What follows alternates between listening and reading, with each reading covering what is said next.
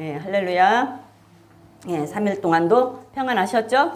예, 3일 동안도 평안하셨습니다. 우리 천국은 내 모든 전부를 다 팔아도 그보다의 가치가 있는 곳이 천국이에요. 그죠? 그래서 땅 팔고 집 팔았다는 얘기는 땅하고 집 팔면 여러분들 어디가 있어? 에?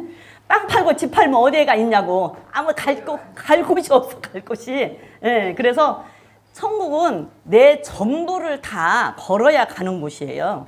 내 전부를 다 걸어야. 그래서 내 전부를 다 걸어도 후회하지 않을 곳이 천국입니다. 그게 보석이에요. 그 보석을 우리는 알기 때문에 오늘 이 시간에도 이 자리에 힘들지만 피곤하지만 나오신 줄 믿습니다. 예, 이 시간 예배 마치고 나면 하나님께서 새 힘을 주실 줄로 믿습니다. 예. 자, 우리가 지금 제사장에 대해서 이야기를 하면서 제사장이 5종류의 제사장이 있는데 족장 제사장이 있고 그 다음에 장자 제사장이 있고 그 다음에 또 무슨 제사장이 있다 그래서요? 예? 족장 제사장, 장자 제사장, 그 다음에 내위 제사장, 그 다음에 나시린 제사장이 있다 그래서요. 그리고 만인 제사장, 그죠? 근데 우리가 내위 제사장을 보면서 지난 시간 내위 제사장을 보면서 내위는 창세기에서 디나 사건으로 인하여서 또한 혈기가 있고 분이 가득하고 칼을 잘 쓰는 무사기 때문에 저주를 받았다고 그랬어요. 그래서 다 흩어졌다고 그랬어요. 우리가 창세기 49장에서 봤죠. 그래서 시므온과 내위는 칼을 쓰는 무사의 기질을 가지고 있다. 그래서 그 기질을 갖고 있는데 시므온과 내위는 그래서 저주를 받아서 이스라엘 자손에게 다 흩어진다고 창세기 49장에서 봤단 말이에요. 그런데 시므온은 흩어져서 역대상 4장에 가서 나중에 읽을 때 보세요. 그러면 역대상 4장은 시므온 자손들이 흩어져서 다 사는 그 모습이에요. 그리고 역대상 6장으로 가면 내위 자손들이 흩어져서 사는 모습인데 내위 자손은 어떻게 흩어졌냐 하면 제사장 지파로 흩어졌다고 했어요. 제사장 지파로 흩어졌어요.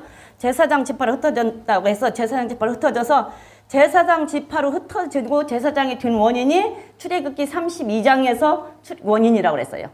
출애굽기 32장에 금송아지 사건으로 인하여서 레위 지파에게 하나님께서 복을 주신다 해서 제사장의 직분으로 복을 주시기로 하셔서 그때부터 레위 지파는 복을 받는 자기의 그 기질을 바꿔서 하나님 앞에 하나님의 뜻을 이루기 위해 드려서 복을 받는 그러한 지파가 되었지만 그럼에도 복을 받고 복으로 전환이 됐지만 그래도 창세기 49장의 예언대로 레위 지파가 다 흩어졌어요.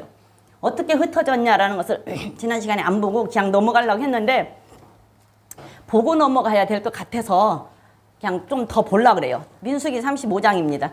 민수기 35장에서 가서 보면 레위 지파가 어떻게 흩어졌냐 하면 6개의 도피성을 주고 42개의 성읍을 주었어요. 그래갖고 48개의 성읍으로 이스라엘 백성들을 다 흩었어. 그래서 창세기 49장에 있는 그 예언의 말씀이 이루어졌단 말이에요. 그래서 도피성을 주어서 흩어놨거든요. 이스라엘 그 내위 자손들은, 내위 제사장들은 이걸 다시 한번 볼게요. 다시 한번 보면서 좀 더 자세히 볼게요. 자, 민수기 35장 1절부터 한번 보면은 여호와께서 여리고 맞은편 요단 모압 평지에서 모세에게 일러 가라사대 이스라엘 자손에게 명하여 그들의 얻은 기업에서 내인에게 거할 성읍들을 주게 하고 또 그 성을 사면에 들을 내인에게 주어서 성읍으로는 그들을 거처가 되게 하고 들로는 그들의 가축과 물산과 짐승들을 둘 곳이 되게 할 것이라.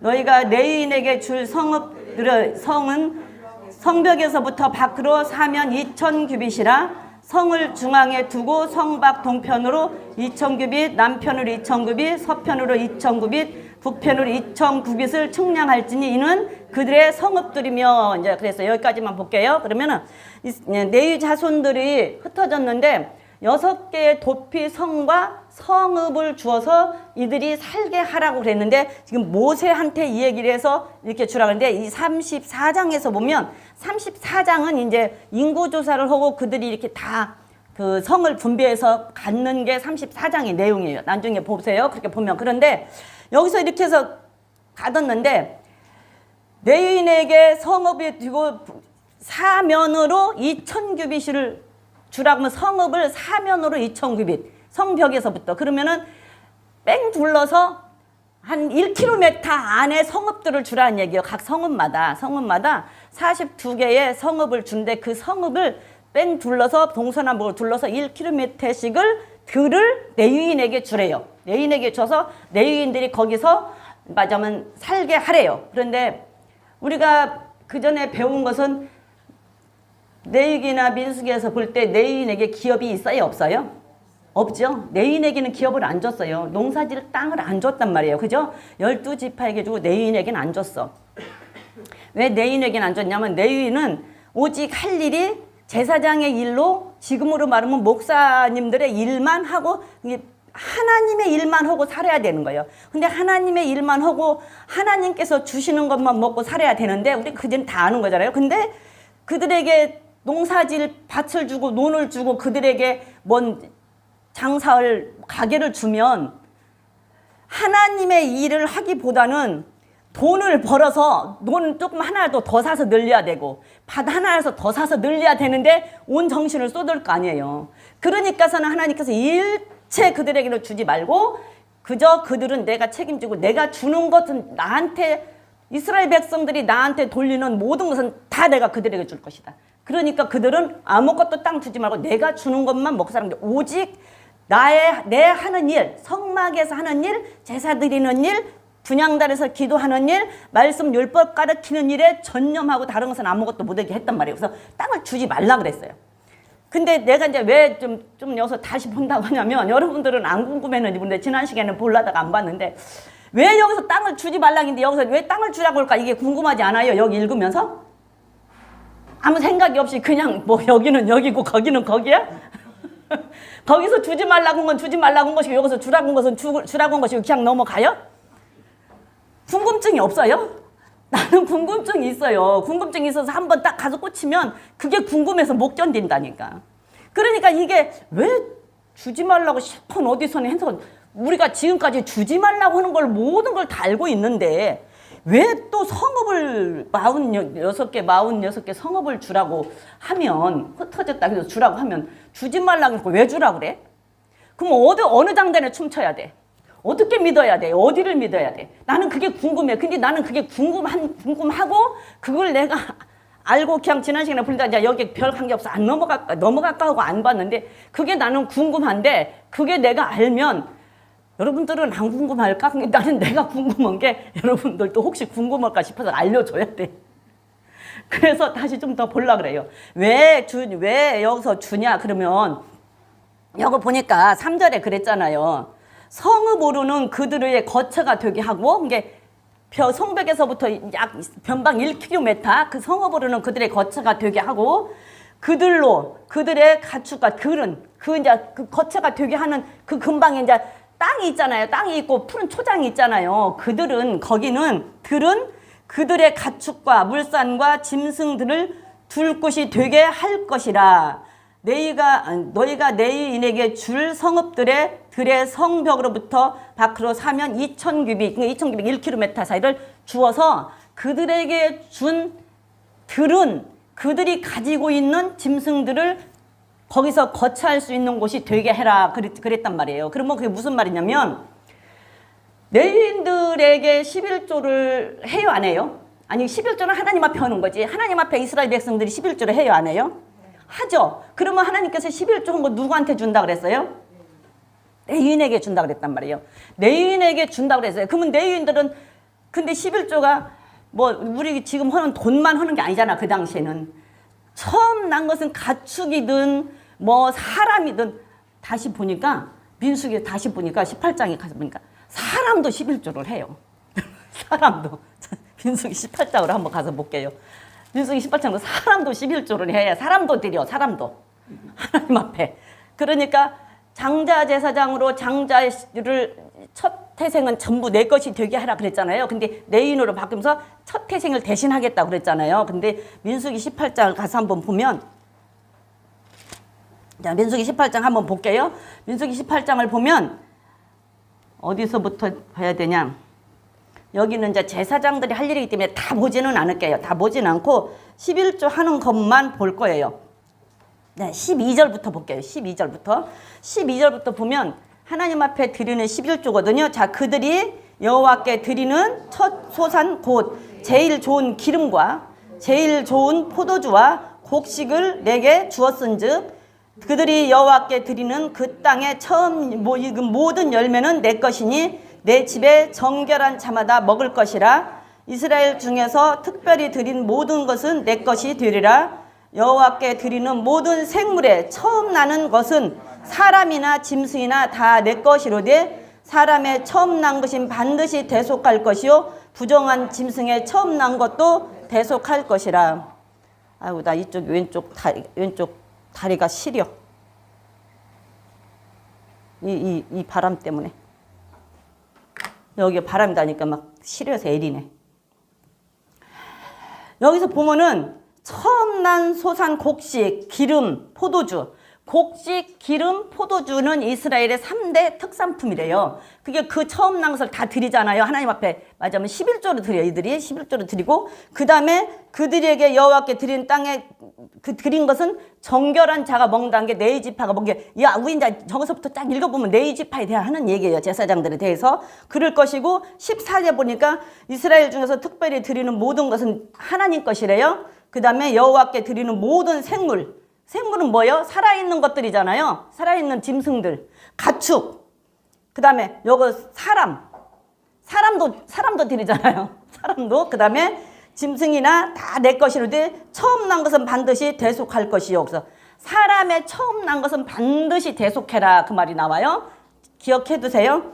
그리고 부정한 짐승의 처음 난 것도 대속할 것이라 그렇게 나와. 그러는데 16절을 보니까 16절을 보세요. 사람을 속할 때에는 난지 1개월 이후에 내가 정한 대로 성소의 세겔을 따라 5세겔로 속하라. 한 세겔은 20계란이라 그랬어요. 근데 27장으로 가볼게요. 레위기 27장으로. 레위기 27장 1절 2절로 가보면 사람을 어떻게 속하냐면은 20세에서 60세까지 남자는 5세겔. 레위기 27장 1절부터 한번 읽어볼게요. 시작.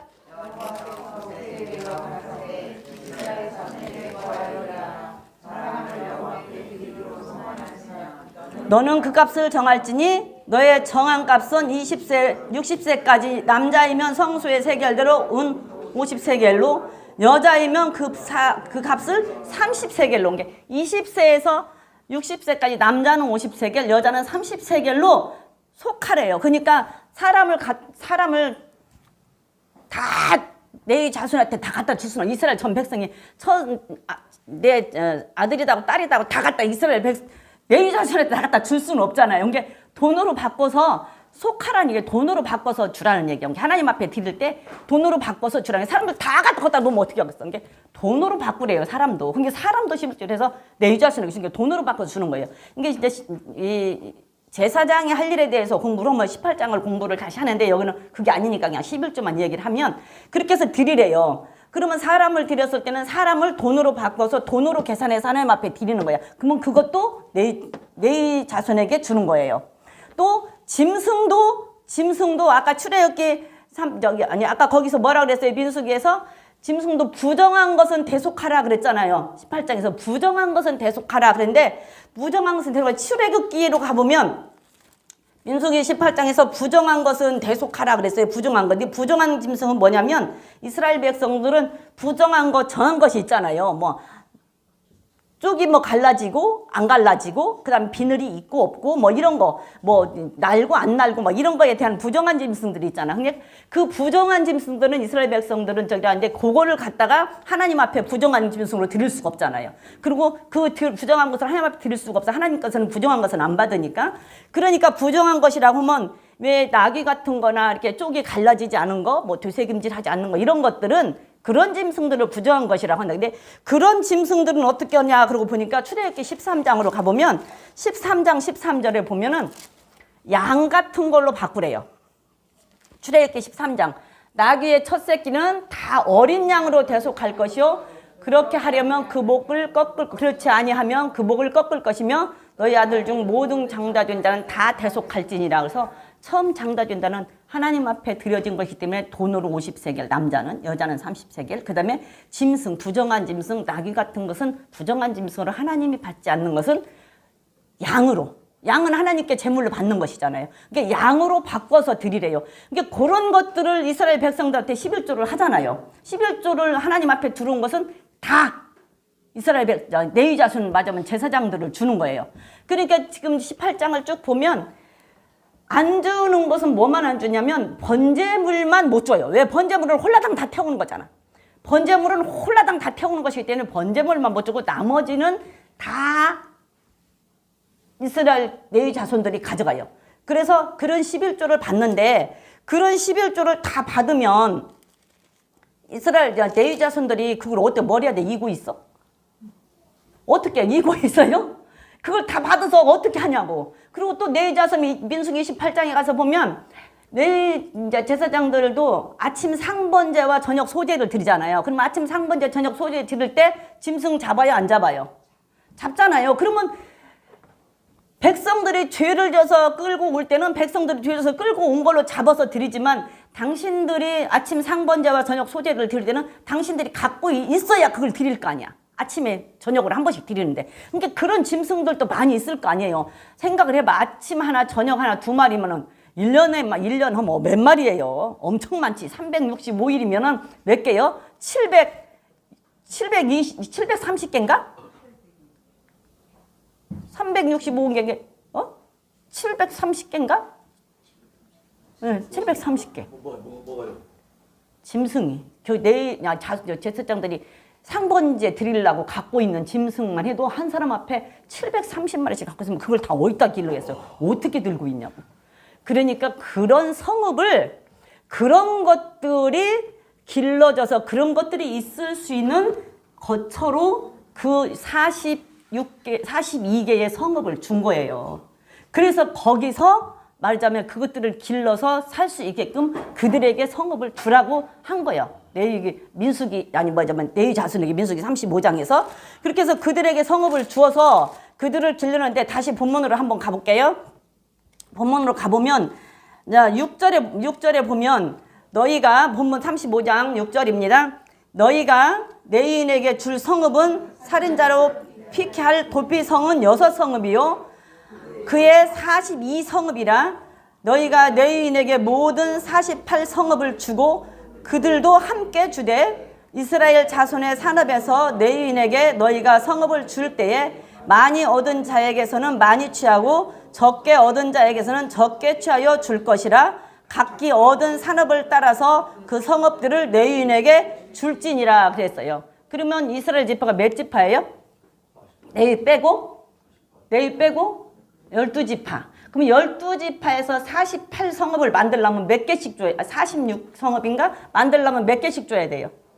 248, 이게 4개씩. 4성읍. 그쵸? 12이니까 48성읍을 만들려면 12니까 48인 게 4성읍씩을 줘야 된단 말이에요. 4성읍씩을 내놔야 돼. 내놔서 레위인들에게 줘야 되죠. 근데 많이 받은 자는 많이 내놓고 적게 받은 자는 적게 내놔라 그랬잖아요. 많이 받은 자는 많이 받고 적게 내는 자는 적게 내놔서 주어라. 그런데 이들이 자기가 갖고 있는 성읍을 내 거가 갖고 있다고 한 것을 갑자기 4개 성읍을 떼서 여기다 주려면 아까울까 안 아까울까? 안 주고 싶지. 주고 싶어요. 안 주려고 그러잖아요. 그런데 하나님께서는 그런 말도 해요. 제비 뽑아서 이들이 자기네들이 받은 거 아니잖아요. 하나님께서 제비 뽑아서 가져가라 했고 성읍들을 다 지파들로 나눠줬잖아요. 제비 뽑아서 하라는 것도 성경에 나오잖아요. 지금 그 34장에도 보면 나오고 또 다른 데도 보면 28장인가도 보면 제비 뽑아서 나누어 가진 게 나온단 말이에요. 그러니까 너희들이 제비 뽑아서 너희들도 공짜로 받았으니까 4성읍씩 주라라는 얘기야. 그래서 4성읍씩을 나누어 줘야 돼요. 레위 자손들에게. 그래갖고 48개 성읍을 만들어서 그들이 거기 살면서 그 짐승들도 기르고 할 수 있는 땅으로 48개 성읍을 줬어요. 48개 성읍을 아직 안 줬어요. 주라는 거예요. 그렇게 48개 성읍을 주라는 거야. 그런데 왜 그럼 지금은 민수기는 아직 가나안 안 들어갔잖아요. 민수기는 아직 가나안 들어간 때가 아니야. 그러면 이제 주라는 거야. 그렇게 들어가면 거기서 이렇게 주라는 얘기인데 48개 성읍에 이스라엘 레위 자손들이 다 흩어졌단 말이에요. 흩어졌어. 흩어놨어. 이게 왜 이렇게 흩어놨? 다른 지파들은 다 이렇게 성읍이면 그 지파에는 거기만 살았잖아요. 이 지파는 여기만 살고. 근데 레위 자손은 48개 성읍을 각각 12지파에서 주고는 그게 다 흩어버렸어. 12지파 속에 다 흩었어요. 왜 흩었어요? 그래서 49장에 창세기 49장에 이스라엘 자손에게 흩으리라고 하는 말씀이 이루어진 거예요. 근데 이스라엘 광야에서는 성막을 중심으로 다 살았잖아요. 성막을 중심으로 살면서 성막을 중심으로 동서남북으로 세 지파씩에서 12지파가 다 모여서 성막을 중심으로 다 살았단 말이에요. 그런데 가나안은 넓어요, 안 넓어요? 넓죠. 그러면은 성막을 놓고 이 사람들이 거기에 다 중심으로 모여서 살 수가 없잖아. 이렇게 광야에서처럼 그렇게 살 수가 없잖아요. 그러니까 48개 성읍을 이렇게 흩어놓고 그 48개 성읍으로 레위인들을 다 보낸 거야. 그래서 레위인들을 싹 흩어서 뭐하게 하려고? 말씀대로 살게 하려고. 말씀을 가르쳐, 율법을 가르쳐서 말씀대로 살게 하려고. 그래서 다 흩었는데 다시 여호수아 21장으로 한번 가볼게요. 여호수아 21장으로 가면 여호수아 21장에서 21장을 보면 이 성읍을 다 나누는 게 나와. 성읍을 나누는 게. 이게는 지금 성읍을 다 각 지파대로 나누어서 레위인에게 준 게 나오거든요. 1절, 2절 한번 읽어볼게요. 21장 1절, 2절 시작.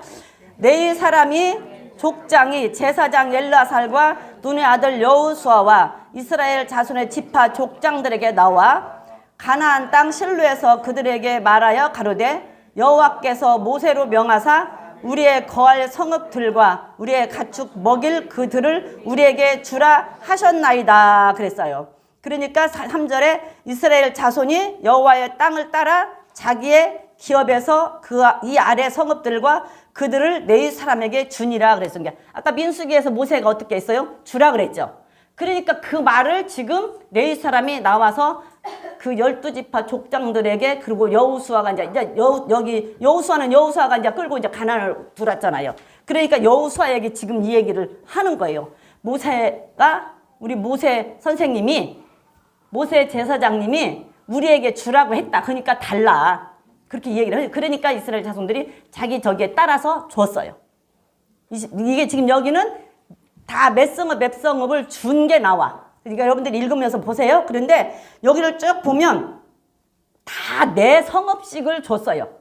4성읍씩을 나눴어요. 4성읍씩을 나눴는데 스불론 지파만 스불론 지파는 4성읍이고 납달리 지파가 3성읍이에요. 납달리 지파가 32절에 보면 납달리 지파만 3성읍이야. 그리고 나머지는 다 4성읍씩이에요. 그리고 요셉 지파는 에브라임과 므낫세니까 에브라임과 므낫세하고 합쳐서 8성읍이에요. 그런데 16절에 보니까 아인과 그들과 유다와 그들과 베세메스와 그들이니 이 두 지파에서 9성읍을 내었고 그랬어요. 그러니까 여기는 유다 지파하고 두 지파래요. 두 지파에서 9성읍이 나왔어. 근데 두 지파에서 아무 나오는데 이 두 지파는 유다 지파하고 시므온 지파예요. 시므온 지파하고 두 지파에서 9성읍을 냈는데 34장에서 보면 인구조사를 할 때 시므온 지파 인구가 제일 적어요. 그러면 아까 창세기 49장에서 말한 것처럼 저주받았다라는 말이 맞잖아요. 그러니까 인구가 증가를 안 했어요. 인구가 없어. 그래서 시므온 지파가 제일 적어. 그러니까 시므온 지파는 한 지파야. 한 성읍이야. 한 성읍을 내놓고 8성읍을 유다 지파에서 내놨대요. 8성읍을. 그러니까 유다 지파가 복을 제일 많이 받은 거예요. 성읍을 제일 많이. 아까 많이 받은 자는 많이 내놓고 적게 받은 자는 적게 내놓으라고 그러잖아요. 유다 지파가 제일로 많이 성읍을 받았어요. 그러니까 제일로 많이 8성읍을 내놨어요. 시므온 지파는 인구도 제일 적었어요. 34장 볼 때 보세요. 보면 인구가 제일 적었어요. 그러니까 시므온 지파는 한 성읍만 내놨어요. 그래서 한 성읍만 가지고 서서 유다 지파가 제일로 많이 했는데 여러분들 보면은 이스라엘 유다 시므온 지파가 한 성읍만 내놨다라고 한다고 하면 죽이 아까운 사람은 아이고 시므온 지파는 한 성읍만 주어서 참 좋겠다. 인구 적다고. 그런데 반대로 생각을 하면 한 성읍만 내놓은 그 지파에는 내 자손이 한 성읍만 들어가서 산다라는 얘기예요. 내 자손이 없다라는 얘기야. 바꾸면. 그러니까 율법을 가르치는 제사장 지도자가 그 성읍에는 그 지파에는 적다란 얘기요. 적거나 없다란 얘기요. 한 사람만 들어가 있다라고 생각을 해봐.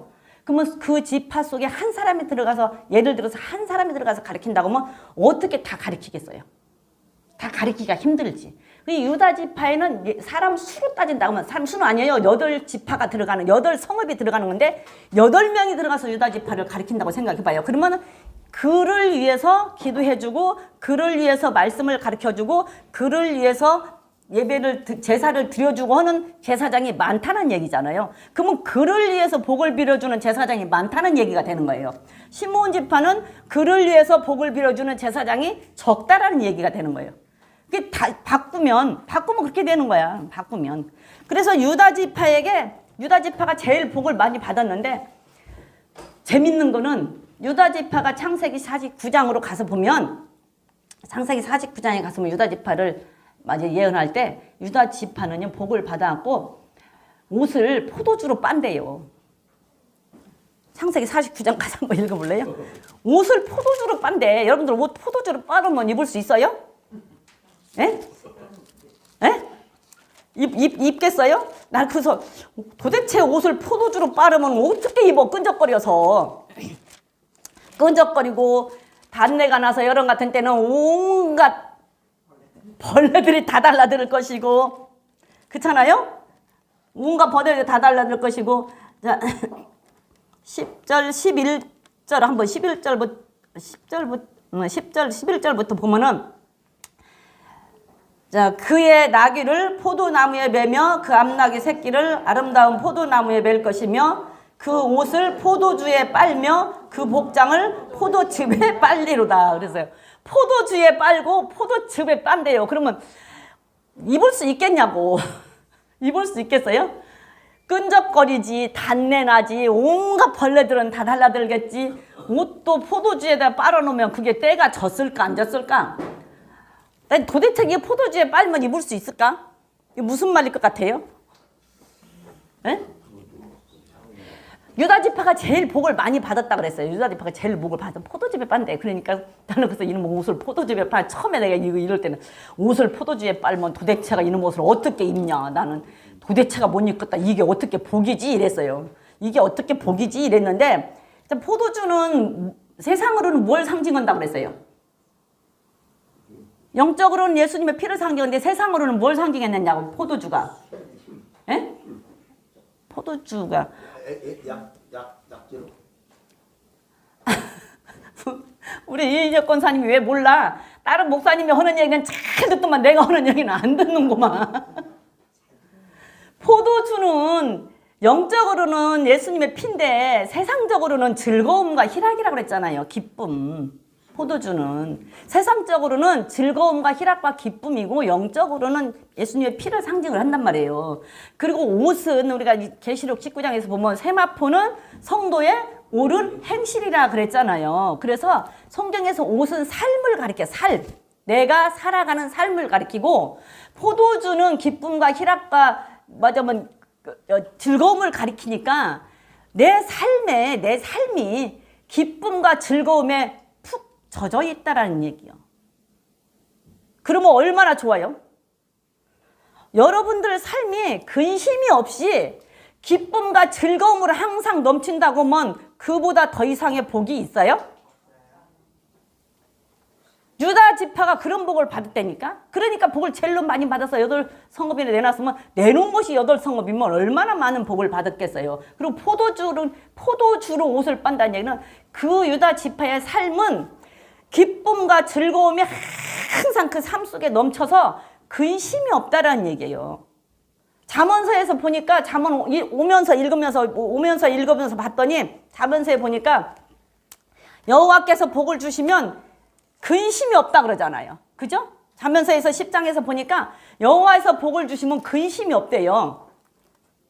그러니까 그러니까 근심이 없는 복을 유다 지파는 받았어요. 기쁨과 즐거움이 그 삶에 넘치는, 항상 넘치는 복을 받은 게 유다 지파란 말이에요. 거기에는 뭐예요? 유다 지파는 하나님의 말씀대로, 하나님의 뜻을 따라 하나님의 말씀대로 살았다는 얘기예요. 느헤미야 에스겔인가에서 볼 때, 느헤미야에서인가 그 제사장들이 돈 없고 11조 안 하니까 다 돈으로 밭으로 갔잖아요. 그럴 때 나중에 다 불러왔잖아. 느헤미야가 불러왔죠. 불러와서 그 민장들에게, 그 지역의 그 부자들에게 꾸짖을 때 유다 지파가 소재물의 11조를 다 드렸다고 그러잖아요. 그러니까 그만큼 유다 지파는 하나님의 말씀대로 살았다고. 말씀대로 살으니까 포도주에다가 옷을 빨을 수 있는 기쁨과 희락이, 즐거움이 그 삶 속에서 넘치는 그런 복을 받았다고. 그 복은 근심이 없는 복이라고. 하나님이 주시는 복은 근심이 없는 복이라고요. 하나님께서 주시는 복은 근심이 없는 복이에요. 그래서 복과 저주를 네 앞에 두었다. 그죠? 그리고 선택은 네가 해라 그러잖아요. 근데 복과 저주 사이에 뭐가 들어있어요? 하나님의 명령과 약속이 들어있어요. 복과 저주 사이에는 하나님의 명령과 약속이 들어있다고. 그래서 하나님은 명령을, 신명기에서 우리가 보면 신명기 28장이나 신명기 11장인가라 뭐 이렇게, 신명기는 복에 대한 얘기 많이 나오죠. 거기를 보면 계속 하나님은 내 명령과 규례와 뭐 율례를 지켜라. 그러면 어떻게 해주겠다. 내 명령과 규례와 뭐 계명을 지켜라. 그러면 어떻게 해주겠다. 땡 그 말이잖아요. 이게 뭐 해라 어쩌고 저쩌고, 뭐 해라 어쩌고 저쩌고, 전부 그거란 말이에요. 그러니까 복과 저주 사이에는 하나님의 말씀과 하나님의 명령과 하나님의 약속이 들어있다고요. 그래서 그 명령대로 살면 복이고 그 명령대로 살지 않으면 저주라고요. 그래서 우리가 말씀대로 살지 않을 때 하나님이 책망을 하시잖아요. 징계를 하시잖아요. 그죠? 근데 책망은 뭘로 해요? 책망은 여러분들 자녀들 야단칠 때 뭘로 야단쳐요?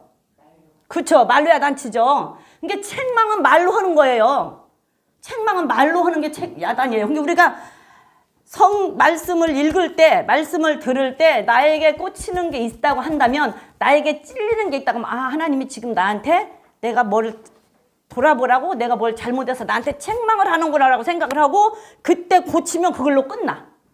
책망으로 끝나요. 그죠? 근데 징계는 뭘로 하는 거예요? 그렇죠? 징계는 손과 발로 하는 거예요. 몸으로 하는 거야. 행동으로. 책망은 말로 하는 건데 징계는 행동으로 한다니까. 이게 행동으로 손이 나가면 안 돼. 그잖아요.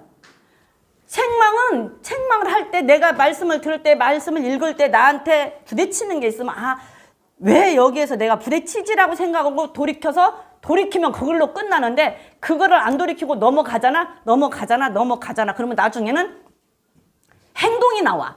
행동이 나와서 손이 한번 나갔다. 그런데도 안 들어. 그럼 발이 나가. 그러면 안 된다고요. 손과 발이 나갔다 하면은 괴로워. 그잖아요? 말로 할 때보다, 말로 해도 아프지만 손과 발이 나가면 괴로워요. 근데 손과 발이 나가도 안 듣는다? 그러면 그 다음에는 심판이잖아요. 그러니까 우리가 책망을 할 때 우리는 빨리 들으면 돼. 그게 지혜예요. 사람이 우리가 살면서 어떻게 날마다 100% 잘할 수는 없잖아요. 근데 잘못했을 때 딱 책망할 때 그 소리를 들으면 거기서 끝나는 거예요. 근데 손과 발이 나가면 안 돼. 그래서 복과 저주 사이에 하나님의 명령과 약속이 들어있어서 그 명령과 약속만 우리는 잘 그 약속 붙잡고 그 명령만 순종하면 돼요. 유다 지파는 그래서 그렇게 복을 받았어요. 포도주의 옷을 빨 정도로. 난 포도주의 옷을 빨아서 옷을 도대체 어떻게 입을까 그랬는데, 내 모든 삶이 기쁨과 즐거움으로 젖어 있다고 한다면, 근심이 없다고 한다면 그 이상의 복이 없지요. 거기에는 다 들어있잖아요. 물질도 들어있고 건강도 들어있고. 그죠? 물질이 있는데 건강이 없어 즐거워요? 건강은 있는데 물질이 없어 즐거워? 그게 거기에 모든 것이 다 들어있다라는 얘기예요. 그렇게 유다 지파는 복을 받아서 유다 지파가 그 성읍을 내려서 이 네 지파들이 살 수 있는 48개 성읍을 만들어서 살게 한 것은 그들이 갖고 있는 그 11조로 받았던 것들을 기르게끔 하기 위해서 갖고 있고, 그 다음에 그 네이 지파들이 그걸 받아갖고 하나님의 일만 하고 네이 지파들은 살아야지 다른 일을 해서는 안 된다라고 하는 거예요. 오직 집중은 하나님의 일을 하는데 온전히 집중해서 그것만 하면 하나님께서는 모든 것을 책임져 지겠다. 18장 쭉 여러분들 읽어보세요. 읽어보면 하나님께서 오죽하면 사람의 대속한 그 속전의 그것까지 다 내 자손에게 준다고요. 전부 다. 모든 걸 다 줘요. 하나님 앞에 온 것은 다 주게 돼 있죠. 하나님 앞에 들어온 11조는 다 내 지파한테 하나님께서 준다고 해서 내가 어떤 방법이든지 하나님의 일만 죽도록 죽기 살기로 한다고 한다면 하나님께서는 책임을 지겠다는 얘기예요. 그래서 오늘날 목사님들도 하나님의 일 외에 목사 안수 받아놓고 다른 일 하는 거 옳은 일 아니다라는 얘기예요. 제가 항상 얘기했잖아요. 저는 그 자신이 없어서 내가 목사 안수 안 받았다고. 저 그 자신이 없어서 목사 안수 안 받았어요. 솔직히 말해서. 정말로 죽으면 죽고 살면 살고 주면 먹고 안 주면 만다고 진짜 죽을 각오 아니면 목사님 하기 힘들어요. 그런데 지금 오늘날은 목사 안수 받아놓고 맞으면 돈이 안 되고 못 먹고 살고 자식 가르쳐야 되니까 어떻게 해요? 그냥 죽기 살기로 엎드려서 기도하든지 나가서 전도하든지 무엇을 하는 게 아니라 그거 제일로 쉬운 거 대리기사, 예, 택시 운전 하러 가는 분들이 많아요. 그리고 또 하나는 목사님들이 목사 안수 받으면서 중간에 목사 안수 받으면 신학교에서 사모를 누구를 고르냐? 교사, 피아노 학원 선생, 뭐 미용실 하는 사람, 그런 사람들을 사모를 고른대요. 위주로. 왜? 나는 목회를 하고 사모님이 버는 돈으로 먹고 살고. 아니라는 얘기예요, 그거. 그건 아니라는 얘기예요. 왜? 돌아갈 곳이 있잖아. 목회를 만약에 못하면 돌아갈 곳이 준비되어 있잖아. 그러면 목회에 전념을 하겠어요? 죽기 살기로 하나님 앞에 매달려서 그건 아니라는 얘기예요. 그러니까 엘리야가 엘리사를 부를 때 어떻게 했어요? 나를 따라오라고 할 때 엘리사가 자기가 갖고 있는 소 다 잡아먹었잖아. 다 잡아서 먹고 치웠잖아.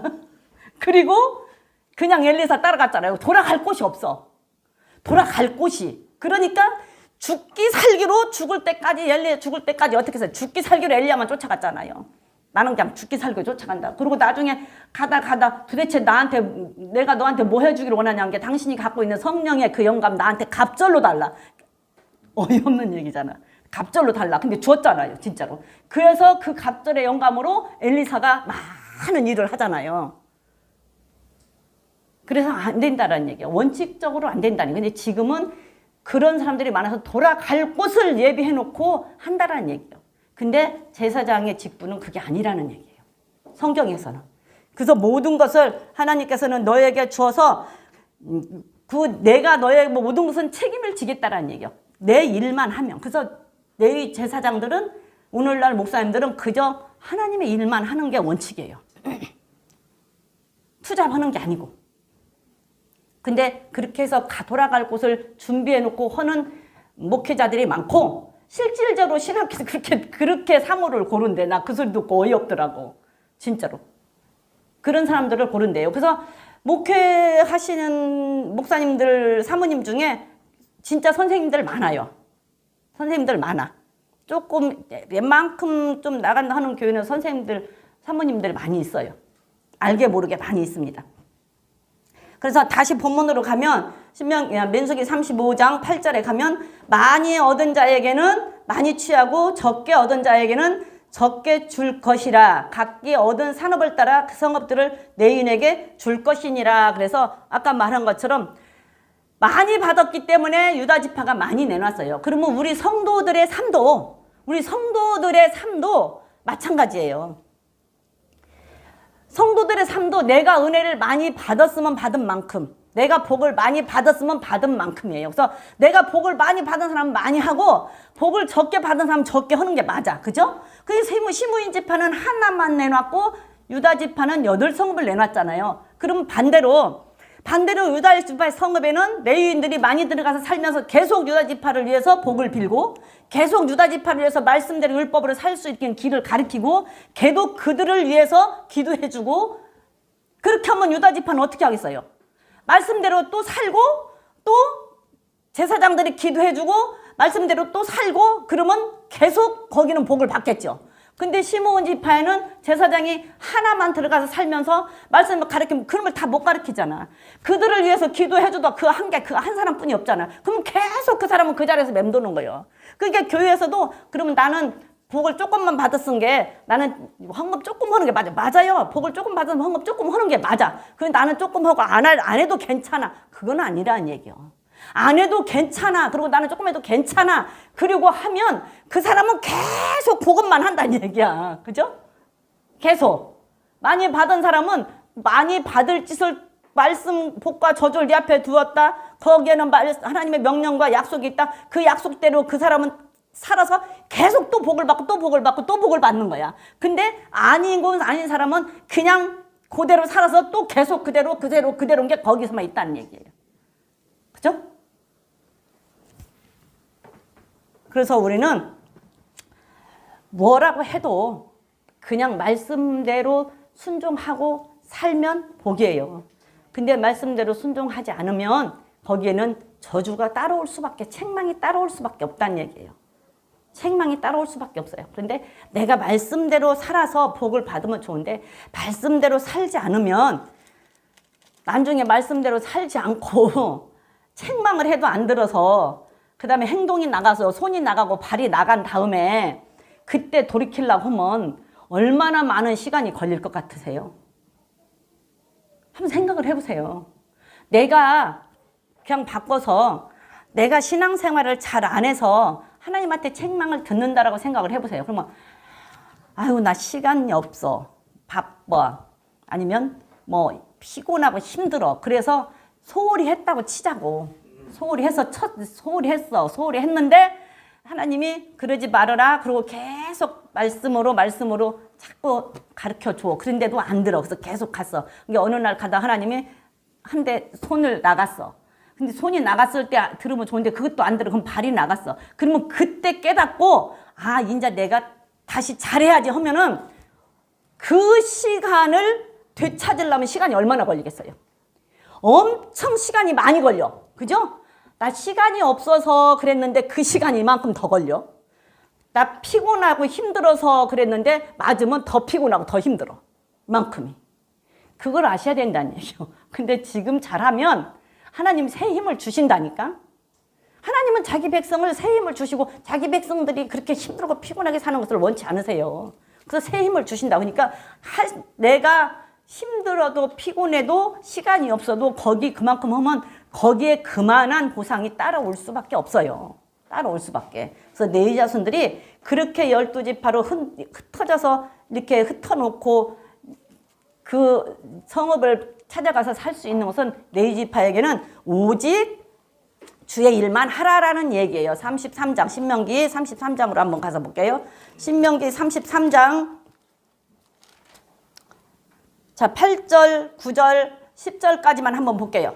시작. 내이에 대하여는 일러스되 주의 둔빔과 우림이 주의 경건한 자에게 있도다. 주께서 그를 마사에서 시험하시고 무리바를 물가에서 그와 다투셨도다. 그는 부모에게 대하여 이르기를 내가 그들을 보지 못하였다 하며 그 형제들을 인정치 아니하며 그 자녀를 알지 아니한 것은 주의 말씀을 준행하고 주의 언약을 지킴을 인함이로다. 주의 법도를 야곱에게 주의 율법을 이스라엘에게 가르치며 주 앞에 분향하고 온전한 번제를 주의 단위에 드리리이다. 그래서 아까 얘기한 것처럼 광야에서는 성막을 중심으로 살았는데 이제는 가나안 들어가면 이 땅이 넓은 게 성막의 중심이 않는 게 그 레위 자손들을 흩어서 48성읍에 놓고 그 다음에 거기에서 가르치는 것은 10절에 주의 법도를 가르치고 그 다음에 율법을 가르치며 그 다음에 분향한다는 것은 분향단은 기도를 의미한다고 그랬잖아요. 그냥 분향하고 기도하고 그 다음에 온전한 번제는 예배를 상징해요. 번제는 예배 상징하자는 거 예배 드려주는 일을 집중해서 하라는 게 레위 제사장들이 할 일이에요. 그거를 하는 데 있어서는 자 기도해주고 율법 가르치고 기도하고 예배 드리고 온전히 그 일에 집중하기 위해서는 여기에서 9절에 보니까 형제나 부모의 인정도 절제할 줄 알아야 된다라는 얘기예요.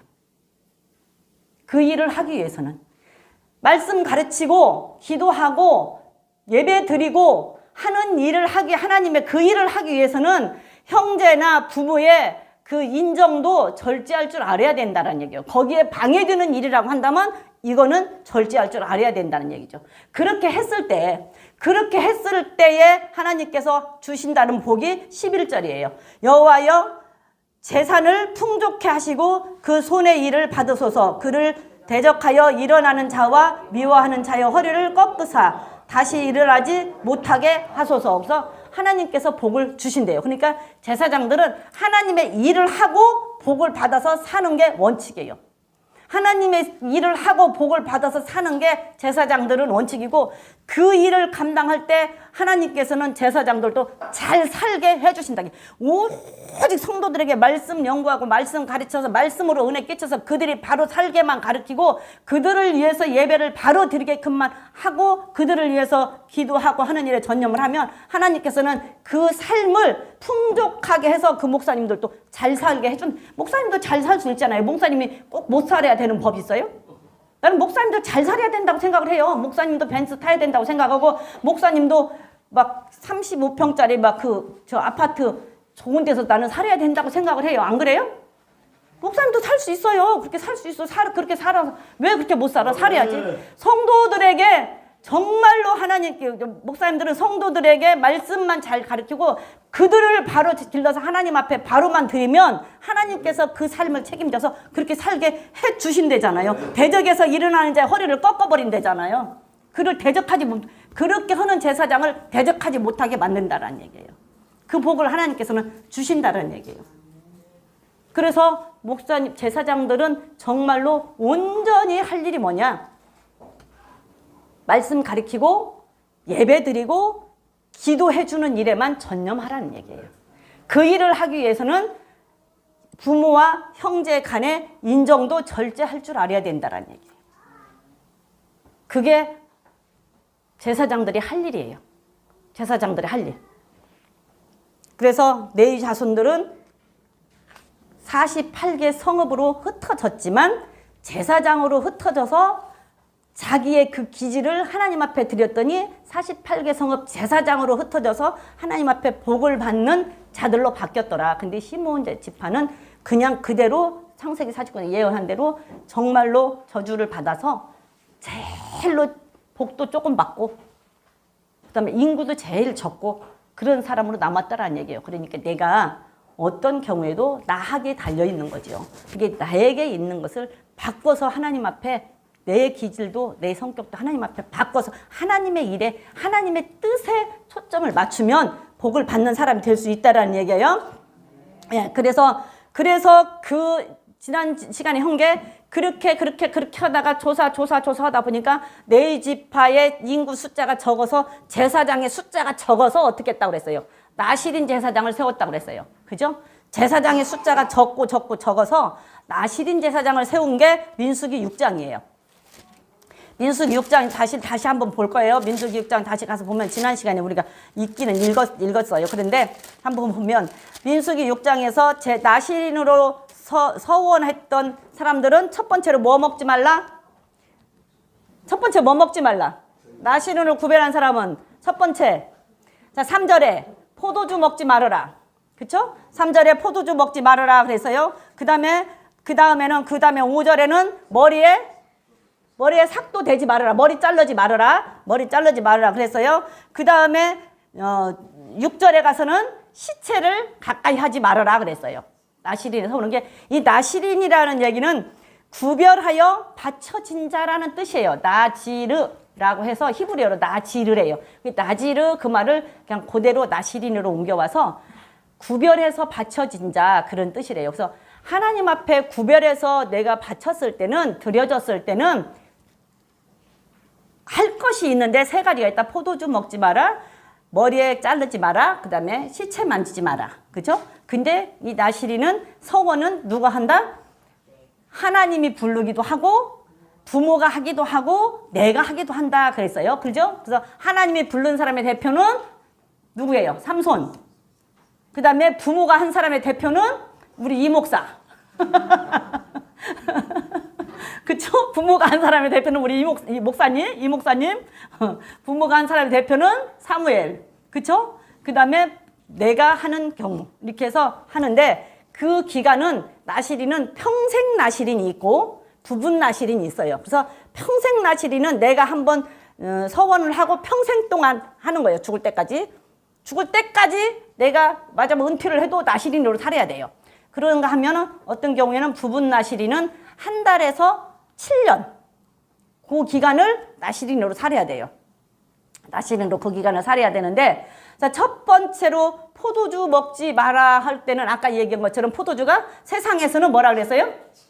그쵸. 기쁨이라고 그랬잖아요. 즐거움, 희락, 기쁨. 영적으로는 예수님의 피를 상징을 하는데, 그러니까는 세상 희락 빠지지 말아라. 하나님의 일을 할 사람들은 세상 희락, 세상 기쁨에 빠지지 말아라. 세상 즐거움에 만족하지 말아라. 하나님의 일할 사람. 그래서 하나님의 일할 사람은 세상 즐거움, 세상 것이 날마다 좋아서 거기 뛰어다니면 안 된다고. 세상 것에 좋아서 날마다 뛰어다니면 안 된다니까. 하나님 일 할 사람은. 근데 성도들도 마찬가지예요. 정말로 신실한 성도들은 세상 즐거움이 그닥 그렇게 좋아서 미처 안 뛰어다녀요. 하지 말라는 얘기가 아니야. 세상 아무것도 하지 말라는 얘기가 아니야. 거기에 그냥 미쳐가지고 좋아서 그냥 교회 오는 시간도 모르고 뭐 오는 시간도. 여러분들 우리 교회는 하도 야구를 좋아하니까 내가 야구 얘기를 좀 해야지. 우리 교회는 왜 이렇게 야구를 좋아해? 난 처음 봤어. 여러분들 야구 안 본다고 죽어요? 아니 이게 야구 안 보면 죽냐고. 안 죽죠? 야구 안 보면 안 죽어요. 야구 안 봐도 안 죽어. 뉴스 안 보면 죽어요? 예? 뉴스 안 보면 죽어요? 안 죽어요. 안 죽어. 뉴스 안 봐도 안 죽고 야구 안 봐도 안 죽어요. 근데 성경 안 보면 죽어요. 하나님 말씀 안 들으면 죽어요. 근데 왜 그 말씀 듣는 시간에 야구를 봐야 되며 말씀 듣는 시간에 왜 그 야구에 우리 교회는 누구 특정해서는 얘기 아니에요? 우리 교회는 하도 우리 목사님부터 야구를 좋아하니까 내가 야구 얘기를 하는 거예요. 누구 특정해서는 게 아니라 우리 목사님부터 야구 좋아하니까 내가 야구 얘기하는 거라니까. 그래야 와 닿지. 뭐 야구 좋아하는데 뭐 다른 거 배구 얘기하면 그게 별로 와 닿겠어요? 야구 안 봐도 안 죽어요. 예? 한번 생각을 해봐봐. 안식일 그러면은 안식일을 내가 지킨다 그러면 안식일 날 교회 오는 게 안식일 지키는 게 아니에요. 일주일 동안의 삶이 이 안식일을 위해서 사는 거예요. 안식일을 기억하고. 그러면 일주일 동안의 삶이 안식일을 기억하고 살면 내가 함부로 살 수 있겠어요? 함부로 못 살지. 그러니까 함부로 못 살고 내가 정결하게 거룩하게 구별되게 살다가 이 안식일 날 와서 하나님 앞에 예배를 드리는 거예요. 근데 예배 직전까지 이거 야구 보다가 예배 땡 하면 그때 이제 예배를 드려. 그 머릿속에 진짜로 온전히 그냥 그게 있을까? 나는 그게 좀 의심스럽기는 해요. 내가 본 게 안 되더라고. 내가 본 게 안 돼. 왜 안 되냐면 제가 하는 얘기가 아니라 저 솔직히 이 설교 그냥 여러분들이 어떻게 들을지는 모르는데 이 설교 준비한다고요. 주일날 저녁 교회 끝나고 가면 설교 준비를 해요. 8시, 9시까지 끝나고 가서. 해놓고 오늘 수요일 저녁까지는 저 텔레비 안 봐요. 그리고 이제 오늘 끝나고 가면 좀 마음이 편해서 오늘 오고 내일 오고 모레는 TV 조금 봐. 토요일 날 저녁까지는 TV 조금 봐요. 많이 보는 건 아니지만 그래도 토요일 날 저녁까지는 내가 TV 조금 드라마도 보고 내가 또 보고 싶은 것도 있으면 이렇게 찾아서 보고 그리고 오늘 저녁 끝나고 가면 TV 틀어서 다른 거 뭐 혹시 재밌는 거 없나 그러고 여기저기 둘러봐요. 홈쇼핑도 보고. 저는 TV보다 재미없으면 홈쇼핑을 봐요. 홈쇼핑 보면 재밌어. 근데 사고 싶으면 얼른 다른 데 돌리면 돼. 나는 홈쇼핑보다 사고 싶잖아요. 내가 꼭 사야 될 것은 혹시 그거 안 하나 그러고 이렇게 보는데 내가 홈쇼핑에서 사는 것은 화장품은 홈쇼핑에서 사서 써요. 근데 다른 그거 이제 그래갖고 떨어지면 혹시 뭐 그거 안 하냐 그러고 이제 이렇게 찾아. 근데 그렇지 않으면 TV를 틀으면 재미가 없어. 그러면 홈쇼핑을 봐보면 재밌어요. 재밌어. 그러다 이제 보면 어떤 때는 이제 이렇게 관심이 있어서 보다 보면 사고 싶잖아요. 사고 싶은, 막 저거 사고 싶다. 그 마음이 막 생겨. 그러면 다른 데 돌려. 그러면 금방 그 마음이 사라지고 없어. 그럼 다른 데 들려보다가 또 미련이 남아서 살짝 하면 또 그거 틀어봐. 그런데 저 솔직히 수요일 여기 올 때까지는 TV 안 봐요. 왜? 행여나 내 머릿속에 다른 게 산란해서 진짜 이건 진짜 하나님이 알아. 하나님, 내가 이 자리에 서서 우리 성도들이 혹시라도 에이, 나 수요일날 교회 갔는데 내 전도사 설교 들으려고 교회 가나? 이런 소리 들으면 하나님 어떻게 해요? 나 그런 소리 들으면 하나님 지금이라도 설교 그만하게 해주세요. 그래요. 그러니까 진심이야. 그 마음은. 여러분들이 어떻게 들을지. 그래서 그것 때문에 수요일 저녁까지는 TV 안 튼다니까. 끝나고 가면 이제 내려고 모려고는 좀 마음이 편해. 그리고 주일 저녁부터는 또 다시 그래요. 내가 해본 게 안 되더라고. 근데 예배 시간 전까지 야구 보다가 예배 드리는데 예배가 될까? 그 예배 하나님이 기뻐하실까? 나 그게 좀 의심스러워.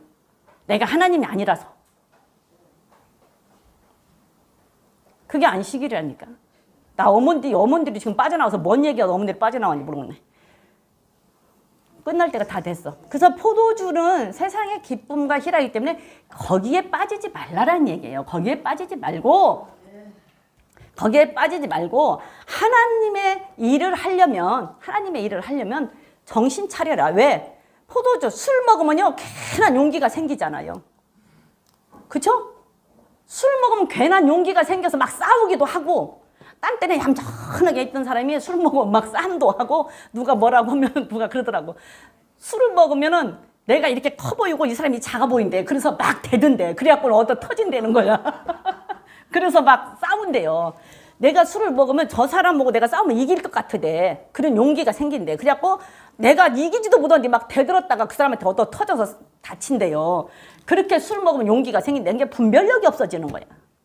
분별력이 없어져요. 그렇기 때문에 하나님의 일을 할 사람은 분별력을 가져라. 그러니까 술 먹지 말라 그런 거예요. 술 먹지 말아라. 분별력 가지라고. 술 먹지 말라고 했잖아요. 에베소서에서 그랬잖아요. 에베소서 5장에서 그랬잖아요. 술 취하지 말라. 이는 방탕한 것이니 그랬잖아요. 술을 먹으면, 술을 취하면 그게 방탕한 짓이래요. 근데 술 취하지 말라는 데 초점을 맞춰.